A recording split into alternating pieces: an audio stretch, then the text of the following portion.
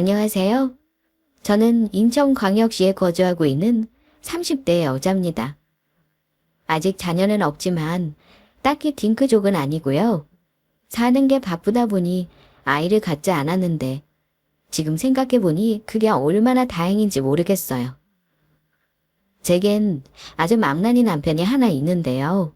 이 남편놈을 제 인생에서 퇴치하기 위해 얼마나 가진 노력을 기울였는지 여러분들은 모르실 겁니다. 진짜 사람 인생은 모른다고 연애할 때는 그저 저만 바라보는 바보 멍청이인 줄 알았더니 결혼하고서 가면을 벗은 사람처럼 싹 변한 인간 때문에 갖은 마음고생이란 고생은 다 해야 했었죠. 처음에 남편이랑 연애를 할 때만 해도 그는 잘난 집안의 남자는 아니었어요. 시댁 부모님이 사업을 하신다고는 하셨으나 빚도 있으셨고 무엇보다 사업이 잘 풀리지 않아서 꽤 고생을 하고 계시던 참이었습니다. 결혼한다고 인사드리러 간 사이에 어머님이 우린 한 푼도 보태줄 수 없으니 알아서 잘 살라고 했으니 할 말 다 했죠. 그땐 눈에 뵈는 게 없고 이 남자 아니면 안 될 것 같은 생각에 덜컥 결혼을 하긴 했지만 지금 생각해보면 양가 부모님 누구도 그닥 반기지 않았던 결혼을 왜 하려고 기를 썼는지 원. 지나고 보면 후회투성입니다. 막상 결혼을 하고 보니 남편은 진짜 게으른 사람이었습니다. 밥도 먹고 싱크대에 설거지거리 갖다 놓는 것조차 하지 않는, 그것도 잔소리를 하고 또 하면 그릇만 던져놓고 물 한번 뿌려놓지 않는 아주 제멋대로의 남자였죠. 연애할 때야 같이 살아본 적이 없으니 이 남자가 양말을 벗을 때 늘 뒤집어 벗고 집에 들어오면서 허물 벗듯 옷을 하나씩 벗어 던진다는 걸 알 리가 없었습니다. 더럽고 게으르기만 하면 오히려 다행이게요. 남편은 결혼 후에 제가 좀 잘 갖춰 입히자 자기는 결혼 후에 오히려 미모가 살아나는 것 같다며 자존감이 아주 하늘을 찔렀습니다. 반면 저는 결혼한 후에 두 사람 몫까지 집안일이며 일까지 다 해야 했으니 점차 시들어갔고요. 그런 모습을 보면서 낄낄거리며 비웃더군요. 결혼하고 바람나는 남편이 왜 그런지 자기도 알겠다나 뭐라나. 이렇게 살 줄 알았으면 진작에 여자들도 많이 만나봤을 거라며 너무 억울하다는 그 면상을 진짜 후려치고 싶었습니다. 그래도 참았던 이유는 뭐냐면 저는 가진 게 없었거든요. 연봉도 남편에 비해 턱없이 작았고 그마저도 계속 임신이 안 된다며 회사 그만두고 준비나 하라는 시부모님 때문에 어쩔 수 없이 회사도 관둬야 했습니다. 그러니 당장 제가 이혼을 하고 나면 저한테는 이득될 게 없었어요.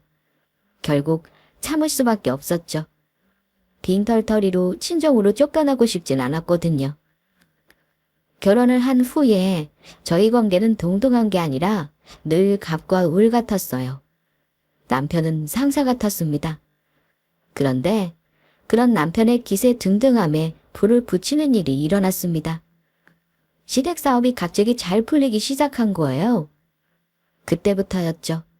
저를 무시하는 게 남편에서 시부모님까지 옮겨간 게요. 해가 다 저물어 가는데 아직이냐? 다 되어가요, 어머님. 아까 밥을 안 쳤는데 아직 좀 남았어요. 많이 시장하시죠? 조금만 기다리세요. 아이고, 우리 귀한 현우 배고파서 어쩌노. 엄마, 직원들 저런식이라니까? 요 6시가 저녁 시간이라고 늘 얘기를 해도 꼭 10분씩 늦어요. 사람이 일하는 것도 시간관념이 철저하지 못하면 어떻게 되겠어? 죽도 밥도 안 되는 거지. 내가 저런 애랑 같이 산다. 불쌍한 우리 아들. 어찌 저런 답답이랑 같이 산다니. 당장 밥 들여오지 못해. 죄송합니다. 지금 가져가요. 저는 후다닥 밥상을 차려 대정했습니다. 어머님과 아버님을 비롯해 남편은 쯧쯧거리면서 제가 차린 밥상을 받아먹기만 했고요. 그마저도 수고했다는 말 한마디 대신에 불평불만만 늘어놓았습니다. 이걸 부지라고 끓였어. 5살짜리가 애가 끓여도 이보다는 낫겠다. 맛이 이게 뭐니? 간 맞춘다고 했는데 맛이 없으세요? 넌 도대체 잘하는 게 뭐냐? 밥도 못해, 애도 못 낳아. 전부 쓸데가 없어 아주. 엄마, 그래도 수희가 말은 잘 듣잖아. 그거 아니면 내가 데리고 살았겠어? 그러니까 소박 안 맞고 사는 거지. 옛날 같았으면 진작에 쫓겨났지. 밥상 머리 옆에서 시끄럽다. 밥이나 먹자. 너도 반찬에 신경 좀 쓰고. 네, 죄송합니다. 노력해서 차린 밥상에 저런 말을 늘어놓으면 5분이 더져 잠이 오지 않을 정도였습니다. 그렇다고 제가 늘 당하기만 했을까요? 저 나름대로 소소한 복수도 자주 했죠. 예를 들어 저는 아예 손도 못 대게 하는 소갈비찜에 설사약을 첨가한다거나 하는 거 말이죠.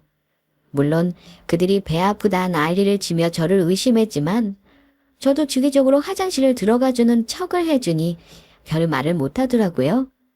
하지만 그런 식으로 복수하는 것도 한두 번이죠. 늘 당하기만 하니까 속에 화가 쌓여서 참기가 힘들었습니다. 언제 제 인생에 볕들 날이 올까 싶었어요. 하지만 인생의 드라마처럼 어떻게 그렇게 잘 풀리나요? 사는 건 여전히 고달팠고 남편과 시댁의 횡포는 갈수록 심해졌습니다. 전 다시 일을 구해 직장을 다니긴 했지만 돌아오는 건 쥐꼬리만큼 벌어서 어디다 쓰냐는 말뿐이었어요.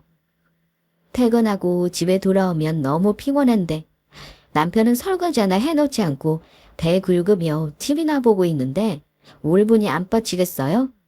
매일 남편과 싸우는 게 일이었습니다. 그럴 때마다 남편이 하는 말이 있었어요. 네가 나만큼 돈 벌어와?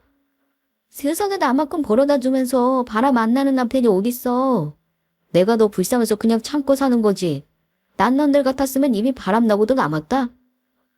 뭐 바람? 네가 떳떳하다고 할 수 있어. 얼마 전에 너 어머님 밑에서 일하는 너보다 10살 어린애랑 같이 밥 먹고 영화 보고 시시덕거리다 나한테 들킨 거 기억 안 나? 아, 어이없네. 그게 바람이냐? 바람이야? 누가 그걸 바람이라고 해. 그냥 조카 얻어서 밥 사주고 영화 보여준 것 뿐이잖아. 너도 진짜 불쌍하다. 얼마나 본인한테 자신이 없으면 그걸 바람이라고 하냐. 막말로 우리가 슈퍼복스에 드나들기랬어 뭐랬어? 우리라고? 또 말꼬리 붙들고 늘어지냐? 진짜 질린다 질려. 당신이 나 퇴근하고 왔을 때 그저 수고했다는 말 한마디라도 해주길 바랬어. 그게 잘못된 거야? 아무리 사업한다고 바쁘다고는 하지만 내가 볼 때 당신 늘 소파에서 핸드폰이나 하고 있잖아. 일은 어머님 아버님이 다 하시는 거 아니야? 멀쩡한 회사 관두고 집안에 그렇게 틀어박힐 줄 알았으면 내가 왜 당신이랑 결혼했겠어? 성실하고 자기 일 잘 해내는 사람인 줄 알고 결혼한 거잖아. 그럼 못해도 그 비슷한 모습은 보여줘야 할 거 아니야. 어떻게 사람이 더 안 좋게 변해? 그게 다 네 탓이잖아. 뭐? 내 탓이라고. 네가 집에서 예쁘게 입고 서방님 하면서 맞이나 잘해주면 내가 생각이 달라졌을지도 모르지. 근데 너 결혼하고서 입고 다니는 꼬라지 좀 봐라. 목은 다 늘어진 티셔츠나 입고 화장은 하지도 않고. 그런 널 보면 내가 무슨 생각이 들겠냐? 이 결혼에 속았다고? 나도 속았다. 속았어. 지금 말 다 했어? 내가 가장 못하는 거는 아이 가지는 것 때문에 스트레스 받아서 알러지 생겨서 못한 거고 목 다 늘어난 티셔츠를 아껴서 돈 모으려고 한 건데 지금 그따위 이유로 속았다고. 아우 됐어. 너랑 무슨 얘기를 하겠어. 그냥 네 얼굴만 봐도 숨이 막히니까 관둬. 그래 다른 건 다 그렇다 쳐. 하지만 어머님 아버님 앞에서 내 욕 좀 하지 마. 나 진짜 그럴 때마다 살기가 싫어져. 숨이 막힌다고. 숨이 막히는 건 나야. 진짜 어이없다. 그게 나한테 할 말이니 지금? 나 지금까지 일하다가 이제 왔어. 근데 하루 종일 집에서 게임이나 하고 있으면서 라면 먹고 설거지도 안 하는데 좋은 소리가 나오겠어. 내가 많은 거 말해. 아, 또 시작이네. 또 시작이야. 저 지긋지긋한 말을 언제 끝날 줄 모르겠다 아주. 남편은 그대로 자리를 박차고 나가버렸습니다. 진짜 눈물만 나왔어요. 결혼 전은 그렇게 자상하고 좋았던 남편이 어쩜 저렇게 인성까지 탈바꿈될 정도로 변했을까요? 저는 이 서러움을 꼭 되갚아주고 싶었습니다. 그러기 위해서는 지금 이 난관을 묵묵히 버티는 것이 답이었죠. 하지만 또 한 번의 시련이 저를 흔들어 놓았습니다. 저희 친정이 갑자기 어렵게 된 게 바로 그 원인인데요. 시댁도 사업을 하지만 저희 친정도 대대로 사업을 하는 집안이었거든요. 물론 사업이라고 해서 거창한 것은 아니었고 아빠가 하는 공장에 엄마가 보탬이 되는 정도여서 시댁과 비교하면 그 규모가 작았습니다. 그런데 엄마가 전화가 와서 우는 소리를 하더라고요. 아빠가 거래하는 거래처에 대금을 받지 못했는데 거래처가 부도가 나버려 지금 물건값만 1억을 넘게 무너지게 생겼다고 했습니다. 1억이란 돈은 사실 아빠가 만져보지도 못한 큰 금액이었어요. 아빠의 잘못도 아닌데 혼자서 다 뒤집어 쓰게 됐을 때 아빠는 얼마나 참담했을까요? 그 얘기를 듣는데 가슴이 너무 아프더라고요. 엄마도 제게 전화를 하면서 솔직히 기대는 하지 않았다고 했어요. 다만 속이 답답하고 어디 말할 것도 없으니 제게 털어놓은 거죠. 저도 엄마가 이 사실을 숨기기만 했다면 더 마음이 좋지 못할 것 같더라고요. 뭐가 어찌됐든 가족인데 좋은 일도 나누고 슬픈 일도 나눠야 하지 않겠어요? 전 너무 괴로웠지만 엄마에게 일단 좀 기다려달라고 했어요. 이런 상황에서 손 놓고 보기만 있을 수는 없으니까요. 남편에게 말을 해봤자 들은 척도 안 할 것이 분명했지만 그래도 도움을 요청하고 싶었습니다. 그래도 시댁 부모님은 어쩌면 도와주시지 않을까 말도 안 되는 기대를 걸 수밖에 없는 상황이었습니다.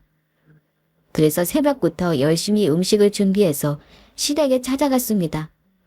어떻게든 잘 보여서 조금이라도 점수를 따야 말이라도 한번 꺼내볼 수 있지 않을까 하는 기대감 때문이었습니다. 남편은 네가 웬일이냐며 비꼬긴 했지만 자기 부모님 밥상 차려주는 거니 기분은 좋아 보이더라고요. 갈비찜부터 시작해서 잡채, 무쌈말이, 생일상에서나 볼 수 있는 것들이 과하게 한 상 식탁에 차려지자 어머님이 눈을 휘둥그레 뜨시더군요. 네가 웬일이냐? 이렇게 음식을 바리바리 싸들고 오고. 그래, 말 안 해도 이렇게 오면 얼마나 좋으니. 오늘은 팝다운 밥 좀 먹어보겠구나. 입맛에 안 맞을지 몰라도 최선을 다했으니 맛있게 드셔주세요. 무슨 말만 하면 맨날 삐딱하게 나오더니 이제 마음을 고쳐먹은 게야? 평생 이 집에 봉사하고 살았겠구나 그렇게 생각하기로 한 거지? 그래, 잘했다. 너도 양심 있으면 생각해봐라. 너 같은 며느리 아무 말 없이 이렇게 아끼고 사는 사람 흔치 않다. 우리가 널 구박했니 뭐랬니? 안 그러냐? 어머님 아버님이 원하시면 그리 살아야죠. 얘 말하는 것 좀 봐. 이제 철들었네 진짜. 그러게. 오늘 아침부터 애가 좀 이상하다니까. 뭘 잘못 먹었나? 아니 죽을 때 된 거 아니야? 왜 사람이 죽을 때 되면 바뀐다잖아. 예, 우리야 좋지 뭐. 얼른 밥 먹자. 그들이 절 한껏 힐난해도 저는 꼭 참아냈습니다.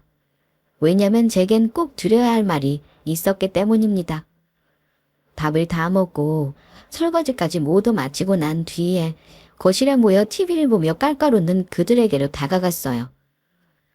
저 드릴 말씀이 있어요. 뭔데? 어머님은 곶감을 씹으시면서 심드렁하게 물어봤어요. 시선은 TV에 고정하신 채였죠. 저는 망설이다가 용기를 내서 말을 꺼냈습니다.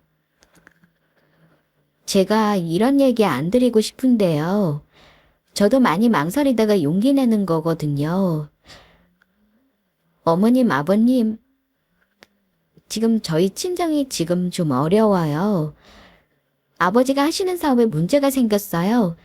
제가 손 안 벌리려고 했는데 도저히 안 되겠어서 염치불구하고 말씀드리는 건데요. 아버님, 어머님이 저희 친정 좀 도와주시면 안 될까요? 뭘 도와줘? 이제 알겠네. 다 속셈했어서 비 맞춘 거였어. 와, 얘 진짜 무섭잖아. 나 얘랑 같이 사는 거 다시 생각해봐야겠어. 저도 이런 말씀 드리고 싶었던 게 아니에요. 빌려주시면 시간이 얼마나 걸리든 꼭 갚을게요. 뻔뻔스럽기는. 그래, 얼마나 필요한지 드러나 보자. 아, 1억이요. 뭐? 1억? 아, 1억이 누구 개 이름인 줄 알아. 와, 진짜 어이없네. 납작이 그렇게 두꺼워서 어디다 쓰겠니? 막말로 네가 시집와서 우리한테 해준 거나 있어? 해준 것도 하나 없이 요구만 하면 되겠어? 아, 죄송합니다. 그래, 1억을 빌려준다 치면 넌 보증으로 뭘 내놓을 거냐? 그게... 됐어. 보증이라고 내세울 것도 없는 애한테 뭘 그런 걸 물어. 그래도 뭘 내놓을지 궁금하잖아. 어차피 도와줘도 망할 집안에 뭘 도와준다는 거야. 그냥 못 들은 걸로 해. 아, 너도 빨리 일어나. 괜한 망신 더 당하기 전에. 남편은 저를 끌고 막무가내로 데리고 나왔습니다. 저는 입도 한마디 뻥끗하지 못하고 그대로 집으로 왔고요. 집에 와서는 남편의 폭언을 꼼짝없이 들어야 했습니다. 이런 결말을 예상하지 못한 건 아니었습니다. 어차피 이 집안에서 제 편은 하나도 없으니까요. 하지만 제 처지가 너무 한심했어요. 아무것도 할 수 없는 게 괴로웠죠. 하지만 그렇다고 해서 이렇게 손 놓고 있을 수만은 없었습니다. 저는 남편 모르게 한 푼 두 푼 아껴 모아뒀던 돈과 제 이름으로 할 수 있는 대출을 받아 친정에 갖다 줬습니다. 제 노력을 아셨는지 부모님도 그냥 하염없이 눈물만 흘리더군요. 아빠는 제 손을 꼭 잡고 반드시 이 위기를 이겨내 우리 딸 행복하게 해주시겠다 약속했습니다. 전 아빠의 약속을 믿었어요. 왜냐면 아빠는 제가 어릴 때부터 단 한 번도 약속을 어긴 적이 없으신 분이었거든요. 이런 위기쯤 아빠는 충분히 극복하실 수 있을 거였습니다. 사람이 완전 바닥까지 와보니 이젠 못할 데 없더라고요. 늘 제 삶에 바빠서 아빠 일에 관심을 많이 가지지 못했는데 이제는 그럴 때가 아니란 걸 깨달았습니다. 무엇보다 제 삶이 송두리 때 저당 잡힌 지금 무슨 수를 써서라도 아빠의 사업을 다시 일으켜야겠다는 맹렬한 욕구가 불타오르지 뭡니까. 저는 당장 일을 그만두고 아빠의 사업에 매달렸습니다. 그리고 아빠의 사업이 무엇이 문제인지 파악해냈죠. 물론 거기까지 쉽게 이루어진 것은 아닙니다. 많이 힘들고 고생스러웠어요. 돈 한 푼 벌지 못하고 사업을 도우면서 남편의 구박은 더 심해졌고요. 도대체 뭘 하고 다니길래 이 시간까지 집에서 밥도 안 하고 돌아다니냐. 다른 아줌마들 다 고스톱 친다고 하더만 너도 그런 도박하냐. 다른 건 몰라도 도박 걸리면 너랑 나랑 당장 이혼이다 등등. 그런 남편의 말을 고스란히 감내해야 했죠. 하지만 전 자신이 있었습니다. 아빠의 사업을 본래 궤도로 올려놓을 수 있다는 자신감이 있었을 뿐 아니라 더 승승장구하게끔 만들 자신감도 있었죠. 물론 이런 자신감들이 그냥 생겨난 것은 아닙니다.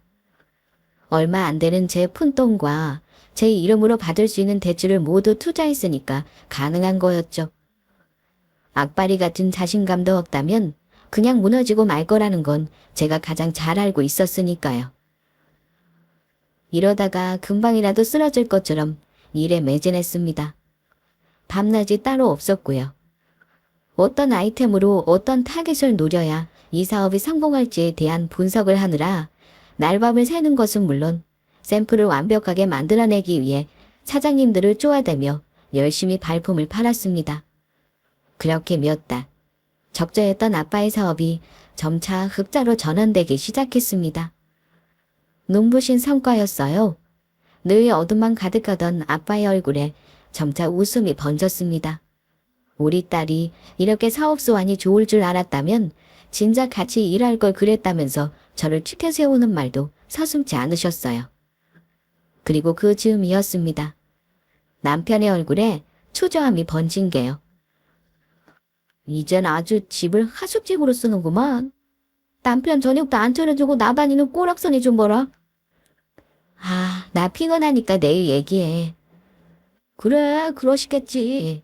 뭘 하고 다니시는지 몰라도 집안 꼴 참 잘 돌아간다.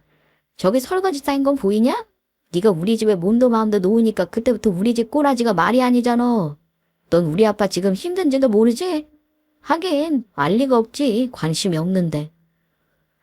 또 무슨 얘긴데 그래. 집에 무슨 일 있어. 됐어. 하나밖에 없는 옆에 내가 어딜 싸돌아다니는지 허구날 늦게 들어오는데 내가 너한테 무슨 얘기를 하겠냐? 아, 그렇게 비꼬지 말고 얘기를 해보라고. 무슨 일인지.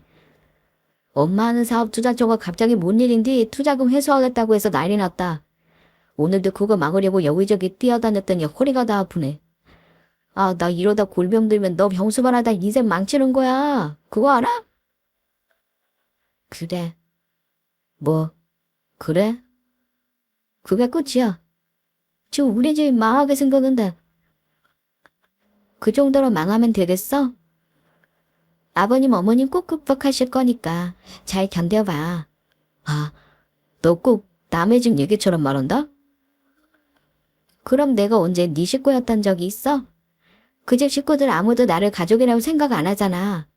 보호되기 취급이나 하지. 야, 너 말 다 했어. 안 그래도 사람 심란한데 그딴 식으로 말해야겠어. 내가 틀린 말 한 것도 없는데 뭐. 저는 진심으로 고소했습니다. 그렇게 저를 몰아넣더니 아주 꼴이 좋다 싶었죠. 사업이라는 게 어떻게 평생 승승장구할 수만 있겠습니까? 모든 위기가 우리 마련이고 이 위기를 잘 대처하면 전화위복이 될 수도 있겠죠. 하지만 전 그들이 망했으면 좋겠다고 생각했습니다. 그것도 아주 처참하게요. 저한테 한 짓들이 있으니 엉엉 울며 반성할 만큼 아주 크게 말이죠. 그 뒤로 며칠 동안 남편을 살펴보니 이제는 진짜 소파에 누워 느긋하게 배나 긁던 아저씨는 없더군요. 대신에 핸드폰을 하루 종일 붙들고 손톱을 물어뜯고 있는 걸 자주 볼 수 있었어요. 슬쩍 봐도 그가 주식에 손을 대고 있다는 걸 알 수 있었습니다. 성격상 느긋하게 주식 투자를 하는 것 같진 않고 남들 오른다는 주식에 큰돈 넣었다가 털리고 탈량개처럼 또 다른 곳에 투자를 하는 걸 봤어요. 제가 아무것도 하지 않아도 남편 놈은 알아서 자멸할 것 같더라고요. 결국 제 욕심에 스스로가 못 버틴 거죠. 아빠의 사업은 점차 일이 잘 풀려나갔습니다. 제가 보탰던 대출금도 어느새 다 갚았고요. 완전 흑자 전환한 것뿐 아니라 규모도 커져갔어요. 이쯤 되자 제 얼굴도 눈에 띄게 좋아지기 시작했죠. 늘 우울하던 그늘이 거치니 얼굴도 보기 좋았고요. 그리고 어머님의 생신이 돌아왔습니다. 굳이 음식을 해가도 늘 타박만 하실 게 뻔하니 이번엔 음식을 모두 사서 가져갔습니다. 어머님은 제가 음식을 차리는데도 멍하니 보고만 계시더라고요. 그래, 이 정도면 됐다. 왜 이렇게 기운이 없으세요? 너야말로 매번 다 죽어가는 얼굴이더만 어쩐 일로 좋아 보이냐? 좋긴요. 얘 우리 가족 아니잖아. 장인어른 다 망해간다던 사업 이제 괜찮아졌다고 얼굴 핀 것 좀 봐. 우리 집은 지금 죽어가는데 지네 집 괜찮아진다고 난리잖아. 뭐? 사업이 잘 풀려? 그게 정말이냐? 그냥 아직은 변변치 않아요. 돈 1억 없다고 추구일상을 하더만 이제는 살만한가 보구나. 그러게요. 어머니께서 먹고 죽을 돈도 없다고 하셔서 결국 제 두 손 두 발 수정이 되어 열심히 움직였다니 이제야 성과가 보이네요. 뭐, 너 무슨 그딴 말을... 왜요? 제가 틀린 말 한 거 아니잖아요. 너 돈 좀 있다고 막 나간다, 어? 얼른 식사나 하세요. 음식 식으면 맛없어요. 그때였습니다. 자리를 비우셨던 아버님이 집으로 들어오시더니 털썩 주저앉으셨어요. 얼굴은 모에 혼이 나가신 듯 얼이 빠진 모습이셨습니다. 망했다. 이제 우린 망했어. 그게 무슨 말이에요? 김 사장이 발표겠다고 난리야. 서 사장도 더 이상 투자하지 않겠다고 해서 내가 자존심 다 버리고 무릎 꿇고 매달렸는데 안 된다고 하네. 무리하게 사업 확정만 하지 않았어도 이렇게 자금에 허덕일 일은 없을 텐데. 그게 정말이야. 그러면 우린 이젠 어떡해? 차차 생각해봐야지. 일단 현한테 맡겨둔 돈으로 일부 상환하고. 내 돈. 이놈아, 그게 어떻게 네 돈이야? 우리 돈이지. 얼른 이체해봐라. 급한 불이라도 꺼야 하지 않겠냐? 그게... 뭘 우물쩡거리고 있어. 요즘은 다 핸드폰으로 이체 금방 하더만. 빨리 핸드폰 가져오지 않고. 저한테 없어. 그 돈. 한두 푼도 아니고 그 많은 돈이 그럼 어딨어? 그게... 설마 주식으로 다 잃은 건 아니겠지? 마, 그게 정말이냐? 아니야. 아니긴 뭐가 아냐. 매일 아침부터 나까지 핸드폰만 붙들고 살면서 한숨만 푹푹 내쉬던 거 내가 모를 줄 알아? 그냥 솔직하게 말씀드려. 이놈의 자식이 당장 핸드폰 가져오지 못해. 아버님의 호통에 남편이 마지못해 핸드폰을 가져와서 보여드렸습니다. 남편의 주식창에는 그야말로 파란 물만 가득했어요. 수익률을 기대할 수 없는 것은 물론이고 원금은 반토막이 나 있었죠. 아버님은 찬찬히 차트를 들여다보다가 이마를 부여잡고 뒤로 넘어갔습니다. 어머님과 남편이 깜짝 놀라 아버님을 붙잡았습니다. 아버지, 근처로 오세요? 이놈아, 내가 대체 무슨 짓을 저지른지 아냐? 그 돈이 어떤 돈인데 내가 잘 간직하고 있으려지 않았어? 물론 그러려고 했죠. 그런데 사업이 자꾸 힘들어지니까 어떻게 해서든 내가 복구하려고. 복구? 이게 복구냐? 이리 와. 너 오늘 내 손에 죽자. 아버지, 아파요. 이런 나쁜 놈, 이런 빌어먹을 놈 같은 이라고. 너무 열내지 마세요, 아버님. 건강에 안 좋아요. 아이고, 내가 못 산다, 못 살아. 아들 엄마나 믿고 살았는데 그놈 이렇게 배신할 줄 누가 알았겠냐고. 죄송해요. 됐다. 죄송하다 그럼 다요? 이제 어떡할 거야? 우리 사업 어떡할 거냐고. 어떻게 해서든 내가 갚을게. 무슨 소리를 써서라도 다시 원금 복구해 놓을 테니까 나한테 시간을 조금만 줘. 니놈이? 근데 아직도 정신을 못 차리고 주식을 안다고 해? 원래 주식으로 잃은 돈은 주식으로 복구해야 해. 당신 이거 놔봐. 내가 저놈을 오늘 다리라도 하나 분실러 버릴 테니까. 아이고 참아요 당신. 아파. 진정하시고 내 말 좀 들어봐요. 우리 이거 금방 극복할 수 있다니까. 진짜야. 도대체 무슨 수로? 추주로. 남편이 저를 가리켰습니다. 진짜 어이가 없었죠. 저는 어깨를 들썩했고 남편은 제게 다가와 제 어깨를 양손으로 잡아 아버님 앞으로 밀었습니다. 내가 알아보니까 장인어른이 요즘 돈을 솔찬히 버셨더라고. 사업하는 것도 잘 돼가지고 지금 수익이 장난 아니쇼. 그게 무슨 상관... 그래? 그게 정말이야. 그냥 잘 되는 수준이 아니라 대박 나신 거야.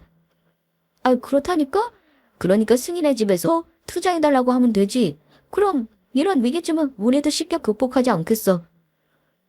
아이고 그거야 당연하지. 얼른 너희 집 갈 채비하자. 지금 내 생일상이 중요한 게 아니다. 아버지 뭘 좋아하시지? 과일 좋아하셨나? 아이 당신도 뭐해. 얼른 일어나서 준비하지 않고.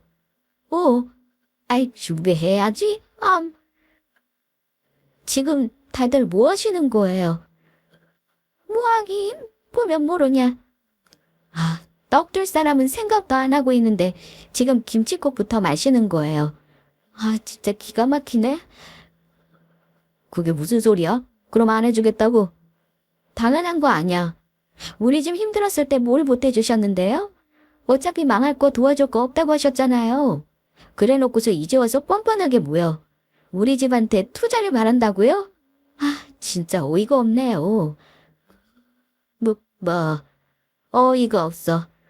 아, 서로 힘들 때 돕고 사는 게 가족 아니냐? 아, 가족. 같이 둘러앉아 밥 먹는 게 가족이면 전 이 집 식구 아니에요. 늘 식구들 남은 거나 혼자 앉아 먹었으니까요.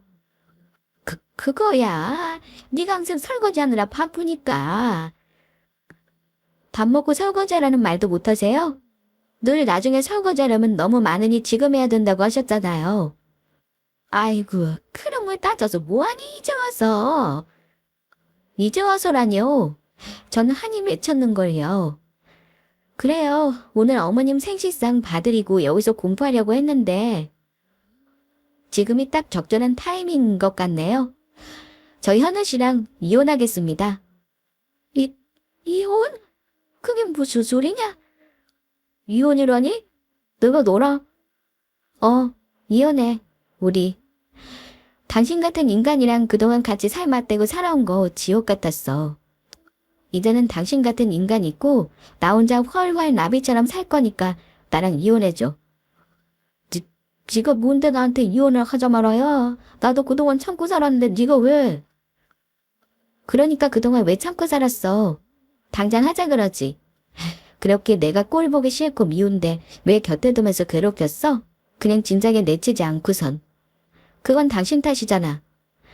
하지만 난 더 이상 당신의 무시와 비난을 받으면서 살 자신이 없어. 그렇게 살고 싶지도 않고. 그래도 너무 감격스럽더라. 갑자기 이혼을 하면 어떡해. 지금 우리 집안 꼴 안 보여. 그러니까 아주 시기적절하다고 하잖아.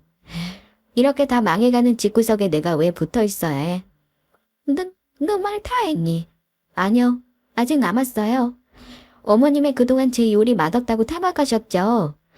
어머님의 해주신 몇 안 되는 음식 진짜 토 나올 정도로 맛없는데 그냥 참고 살았어요. 그때 알았죠. 맛있는 걸 먹어본 적 없는 사람 입맛은 거기에 길들여져서 맛있는 걸 먹어도 맛있는지 모르는구나 하고 말이죠. 그러니까 앞으로는 요리학원 좀 다니셔서 솜씨 좀 키우셔야 할 것 같아요.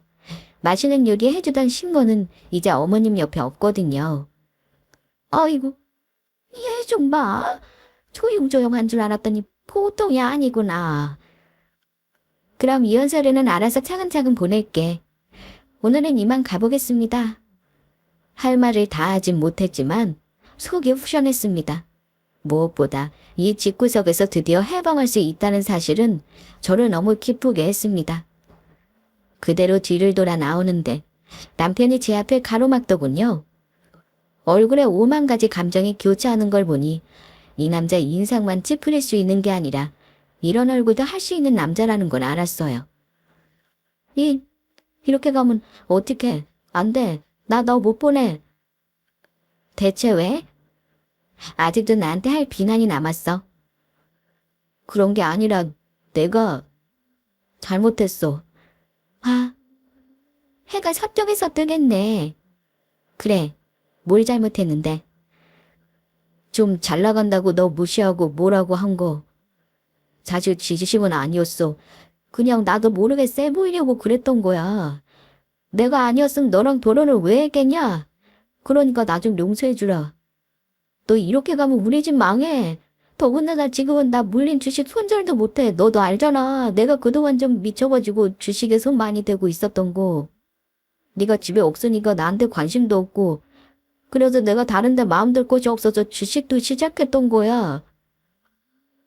그래서 당신이 돈 잃은 게 내 탓이라는 거야. 아직도 정신 못 차렸네? 그런 게 아니라 결국 돈 때문이구나? 그게 무슨 소리야? 돈이 없을 땐 그저 밉다가 돈이 생기니까 이젠 자기 마누라로서 적합하다고 용서를 빌고. 그럼 내가 다시 돈이 없어지면 그땐 다시 지옥 같은 생활이 펼쳐지겠네? 내가 바보니? 다시 그 불구덩이 속으로 뛰어들게? 아쉽지만 나 이제 몇 달 전에 내가 아니야. 바보처럼 음식이나 해다면서 당신 집 식모살이 하던 내가 아니라고. 알아들었어. 그래, 현우 말이 맞다. 이혼이 쉽니? 너희 아직 애만 없다 뿐이지 부부로 산 세월이 길다. 이렇게 가면 안 되지. 아무리 붙잡으셔도 소용없어요. 이 지긋지긋한 집구석에서 해방하는 게 제가 살 길이라는 걸 얼마 전에 깨달았거든요. 그런 제 결심을 누가 꺾을 수 있겠어요? 그래. 내가 싫어서 가는 건 그렇다고 쳐. 하지만 너도 우리가 망하길 바라는 건 아닐 거 아니야. 내가 망하면 위자료도 못 줄 거고 우리 이혼하면서 재산 분할할 돈도 없어지잖아. 그러니까 일단 아빠 사업만 좀 일어날 수 있게 돈 좀 보태줘. 그 정도는 어려운 일 아니잖아. 야, 전 검지손가락으로 남편의 이마를 꾹꾹 누르며 말했습니다. 어차피 도와줘도 망할지만 뭐 하려 도와줘. 그리고 남편이 제게 했던 말을 그대로 돌려주었죠. 남편은 어리 빠진 얼굴로 어버버거리다가 두 손으로 머리를 감싸주더군요. 자기가 한 말을 되돌려받은 기분이 어떨까요? 그런 기분쯤은 저도 잘 알고 있었습니다. 제가 얼마 전에 똑같이 당해봤으니까요. 전 그런 남편을 두고 시댁을 나왔습니다. 차가운 바람이 시원하게 뺨을 적셨을 때였어요. 쫓아 나온 어머님이 또다시 절 붙들더군요. 내가 쇼일죄를 지었다. 어머님은 제 앞에 바짝 엎드리다시피 하며 말하시더라고요. 또 할 말이 남으셨어요? 그동안 너 파파라고 시키고 맛없다 타박한 거 내 진심이 아니었어. 네가 해준 밥 다 맛있었는데 다른 사람들이 며느리끼를 초장에 잡아놔야 한다는 소리를 하도 하길래 나도 모르게 그랬다. 고의는 아니었어. 그러니까 제발 용서해다오. 응? 그러니까 본인 마음도 없었는데 다른 사람 말만 듣고 저한테 그렇게 모질게 대하셨다고요? 와, 진짜 더 싫어지네요. 아이고, 아까 그러지 말고. 소름 끼치니까 그렇게 부르지 마세요. 저 결혼할 때 어머님이 제게 뭐라고 했는 줄 아세요? 나는 딸이 없어서 너를 딸처럼 여길 테니 우리 예쁘게 지내자라고 하셨어요. 전 철석같이 그 말만 믿었고요. 그런데 신혼여행 갔다 와서 명품 지갑 하나 안 사들고 왔다고 어머님이 제 면전에다가 제가 사온 물건 집어 던지셨죠? 그때라도 도망쳐야 했어요. 하지만 용기가 없었던 거죠. 그날 이후로 어머님이 하신 행동 하나하나가 전부 누가 시켜서 한 짓이라고요. 말도 안 되는 소리 하지 마세요. 어머님은 그저 아들과 똑같이 가해자일 뿐이니까. 그니까 내가 잘못했다고 하지 않니? 잘못했다고 말만 하면 다예요. 용서를 구하는 게 먼저 아닌가요? 이만 놔주세요. 더 이상 할 말 없으니까. 내가 못쓴 짓을 저지른 건 맞지만 이대로 가면 너도 평생 마음이 편치 못할 거다. 그래도 같이 얼굴 맞대고 살아온 세월이 있는데 우리 집 망해서 고리에 나앉으면 네 속이 편하겠냐? 한 번이라도 그런 생각을 해보면 너도 마음이 달라질 게야. 저희 집 망해갈 때 속 편하게 잘만 받드시고 주무시던데 그건 어떻게 된 건가요? 어머님 말씀처럼 같이 얼굴 맞대고 살아온 세월이 있다면 저희 집 힘들었을 때 도와주셨어야 하는 게 맞지 않나요? 진짜 너무해도 너무하시네요. 지금 이 상황에서 저한테 악담까지 하시다니.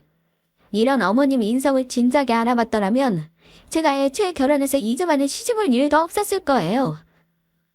그때야 우리 집도 넉넉지 못했으니까 그랬지. 넉넉지 못해서 비싼 명품백 구입하시고 골프 치러 다니셨어요? 이제라도 방 안에 먼지 묵혀 쌓인 것들 전부 처분하시면 되겠네요. 못해도 1,000원 넘게 받을 거예요.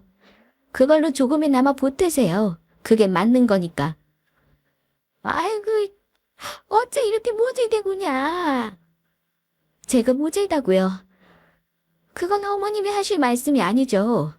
더 이상 여기서 말해봤자 입씨름만 할 것 같아서 전 이만 가볼게요. 다시는 어머님 뵐 일 없을 겁니다. 아이고, 우리 망했다. 망했어. 그건 어머님 사정이고요. 저는 오늘 이날 오기까지 얼마나 손꼽아 기다렸는지 모릅니다. 어머님, 부엌에서 밥만 하던 신부가 앙심을 품으면 어떻게 되는지 이제 똑똑히 아셨죠? 제가 굳이 복수하지 않아도 스스로 알아서 죄를 갖게 되셨으니 인과 응모라고 생각하세요. 그럼 전 이만 가보겠습니다. 어머님이 자리에 주저앉아 엉엉 우시는 소리가 뒤에서 들렸지만 하나도 불쌍해 보이지 않았습니다. 오히려 고소할 뿐이었죠. 이날이 오기를 제가 얼마나 학수고대했는지 아무도 모를 겁니다. 살과 피를 깎는 고통으로 아빠 일에 매달리면서 오직 이날이 오기만을 기다렸기 때문입니다.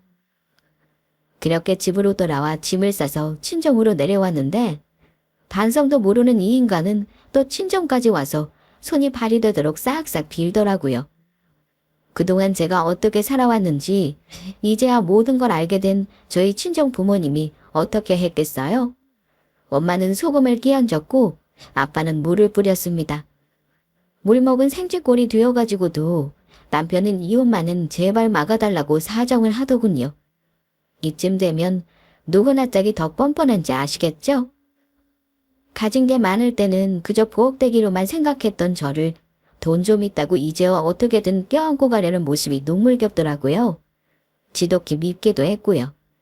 하지만 미운 마음도 정이 붙어있다는 누군가의 말 때문에 이제 그놈한테는 일말의 감정도 남기지 않으려고 합니다. 이혼하는 과정도 힘들었습니다. 이혼을 극구 반대하는 남편놈 때문에 변호사를 선임해서 싸워야 했죠. 그런데 이 인간 합의 이혼을 해주면 오히려 자기 입장에서 더 나았을지도 모를 것을 얼마 안 되는 재산 덜 주려고 머리를 굴려대더라고요. 그 바람에 오히려 위자료를 더 톡톡히 받아냈지 뭐예요. 역시 머리 나쁜 짐승은 뭘 어떻게 해도 자기 파멸의 길로 돌아가더군요. 그 인간과 이혼 후 저는 친정으로 내려와 아빠 사업을 돕고 있습니다. 예전에 아빠가 같이 일해보자고 할 때는 그렇게 싫더니 막상 일을 해보니까 사업이 제 체질이더라고요. 사람이 시작도 안 하고 포기를 하면 안 된다는 걸 뼈저리게 느꼈습니다. 아빠는 제가 천상 사업가 체질이랍니다. 배포도 크고 두려움이 없다고 하면서요. 죽을 각오를 하고 덤벼들었으니 성격이 어느 정도 변한 것 같기도 해요. 저희 사업은 여전히 승승장구하고 있습니다. 전 남편이 어떻게 사는지 궁금하지도 알아보려고 하지도 않았으나 그와 접점이 있는 지인들이 한 번씩 소식을 물어다 주긴 하더라고요. 시댁 사업은 결국 보란듯이 망했고 지금은 갖고 있는 재산도 없어서 중소기업 신입사원으로 겨우겨우 취직해서 밥벌이만 한다고 합니다. 그마저도 아직 주식에 손을 못 대고 덤벼들어서 또 죽쓰고 있을 것 같더라고요. 지인들도 그놈이 돈 빌려달란 소리를 너무 해대니 이골이 나서 영 끊은 지 오래됐다고 하네요. 진짜 그런 놈은 진작에 손절해야 마땅합니다. 이제는 돈 있을 때 그놈 옆에 붙어있던 얄팍한 끈앞불도 전부 떨어져 나갔을 테니 앞으로의 삶은 불보듯 뻔한 일입니다. 그러니 헌신함에 사는 마누라 구박하고 제 잘난 맛을 살 때 진작에 반성하고 제대로 살 생각을 했어야죠. 뭐 이제와 이런 말을 해봤자 소용없지만요. 제가 이번 일을 겪고 생각해봤는데요. 저처럼 무조건 참는 것도 능사는 아니더라고요. 물론 당장 이혼을 해서 벌이야 마땅찮아도 일단 숨통 하나만 튀어놓는다면 재빨리 탈출하는 게 가장 중요한 것 같습니다. 그게 건강도 그리고 가족도 지키는 일이더라고요. 물론 그게 쉬운 일은 아니겠지만 고통 속에서 살면서 하루하루 제 목숨 닦이는 것보다 더 중요한 건 없는 것 같아요. 여러분들도 지금 힘든 시간을 보내고 계신다면 조홍절정 내리셔서 행복한 결말을 맺으시길 바랍니다. 그럼 제 사연 들어주셔서 너무 감사드리고 늘 행복만 하시길 바랄게요.